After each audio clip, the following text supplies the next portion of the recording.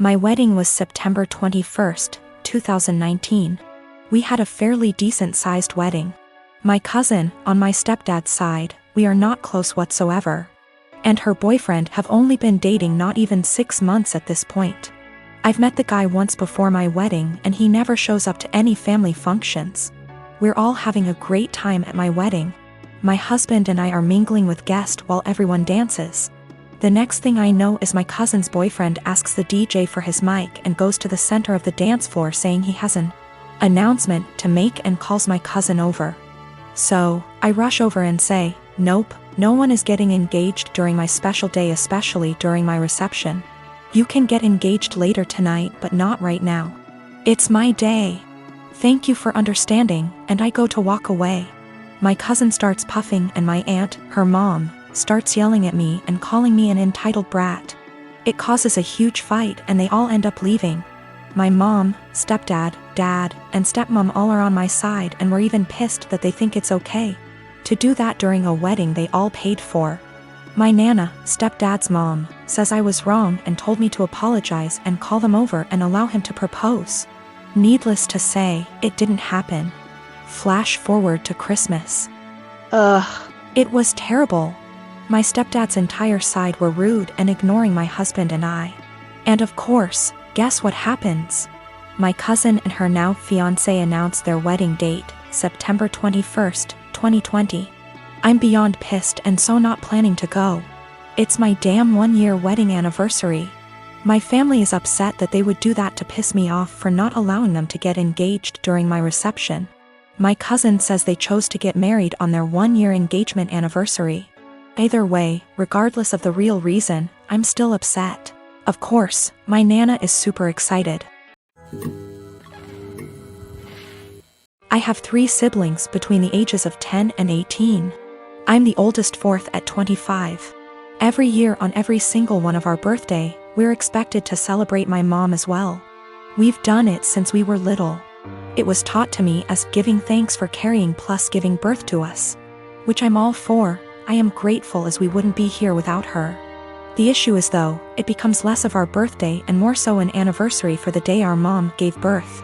Every year on our birthday our mom gets gifts too. As we got older, we're now expected to get her monetary gifts, and not cards, or homemade stuff. Just recently was my birthday and I was gifted some much needed clothes and dishware for my new apartment. My dad however got my mom a new MacBook. My siblings all got her gifts too. My youngest brother isn't expected to give much. But my 16-year-old sister and 18-year-old second brother work so they're expected to give gifts too. My sister pulled me aside before my birthday and said she was sorry she couldn't get me much. She got me a sweater, I love it. And that she wanted to get me more but our mom was pressuring her to get a certain necklace for our mom. Apparently my mom had been dropping hints for months and my sister was worried our mom would be upset and feel underappreciated if she didn't get it. I asked how much it was, and my sister said it was $300. I honestly lost it on our mom and chewed into her later that afternoon when my mom opened her gifts after me. I think she's ridiculous for even wanting my sister to spend so much on a gift. Mom started crying and my dad kicked me out. Mom won't answer calls but my aunt, mom's sister, called and said I was a POS for not respecting my mother and that I'm a selfish, narcissist child for being jealous of the gifts mom got. I thought I was in the right, but now I don't know. It's been over 2 weeks and mom won't answer my calls. She's been posting on Facebook inspiration quotes about letting go of the toxicity in your life, how blood doesn't equal family, and how hard it is to be a mother. Several family members, aunt, grandma, uncle, and 2 of my cousins, are replying to the posts and are very obviously directing vague comments at me about being a horrible daughter. What to think now because of how many people are on her side. I am a 35 years old female, a musician, playing gigs and at an orchestra as a violinist. Rehearsals just resumed so orchestra is my main source of income ATM. My sister, she's 26, is a social worker, working 3 days a week so minimal income but she adores her job. I live in a small 2-bedroom apartment, both rooms around 9-10 square meters. Using the second room as a practice room / storage for my instruments, 3 violins, 2 guitars, A digital piano, a small drum kit, and other stuff. 4 months ago my sister broke up with her BF and I offered her my spare room, temporarily. I moved most of my stuff to the living room so I could fit a small bed in there. Sis moved in, but she asked me to move more stuff to the living room. I moved pretty much everything sans the piano, to the point where the living room became uninhabitable. Then she started complaining about my violin playing, saying it gave her headaches. I told her I couldn't stop the daily practice without risking my only steady income.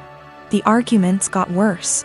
She told me to play only when she wasn't home, but with her work schedule I couldn't afford that. I tried switching to the electric violin, but even that can be pretty loud, so it didn't help. Several times I reminded her this was only a temporary arrangement, but she didn't seem to hear me. 2 weeks ago I arrived home to finding my piano in the bathroom, near water and humidity, because my sis needed the space for her new double bed.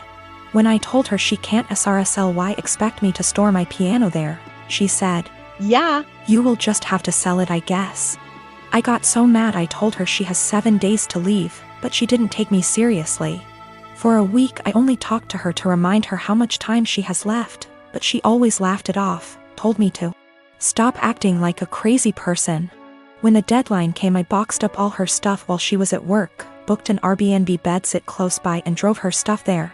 She was livid but couldn't do anything but take her new keys and stay there. The following week she kept calling me with an increasingly apologetic tone, saying she shouldn't have moved my piano or bought a bed. She promised she would put more effort into finding a new place. And by the end of the week I considered most of our issues at least addressed, so I drove to help her move back.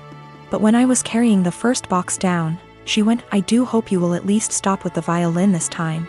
I absolutely refused to take more of that F******ing violin. I dropped the box, wished her good luck and left. Now, 2 days later. On one hand it feels like a huge overreaction to leave my own sister literally homeless because of an argument about the violin. I know she cannot afford to stay there, but on the other hand I have no plans to allow her back here, because I feel she would just continue crossing boundaries and never leave. I've been with my fiancé for 3 years, 8 months engaged. We've had our ups and downs, but for the most part things have been pretty great, until she moved in 6 months ago.